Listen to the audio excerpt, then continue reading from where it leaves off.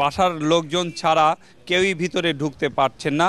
কিছুক্ষণ আগে পুলিশের ঊর্ধ্বতন কর্মকর্তারা এখানে এসেছিলেন এবং এই জায়গা ঘুরে পরিস্থিতি দেখে গেছেন। আগের সংবাদে যেটি বলেছিলাম যে বাসার চারপাশে যে কয়টা বাড়ি আছে প্রতিটি বাড়ির নিচেই পুলিশ বসানো হয়েছে এবং কাউকেই এই বাসার লোকজন ছাড়া কাউকেই ঢুকতে দেওয়া হচ্ছে না। আর বাসার সামনে যে রাস্তার দুই পাশে ট্রাক দিয়ে যে ব্যারিকেড দেওয়া সেটা এখনও অব্যাহত আছে।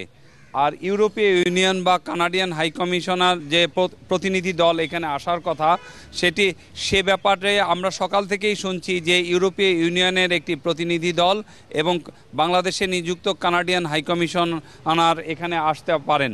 তবে এই বিষয়টি বিএনপির পক্ষ থেকে বা তাদের পক্ষ থেকে আমাদের কেউই নিশ্চিত করেনি।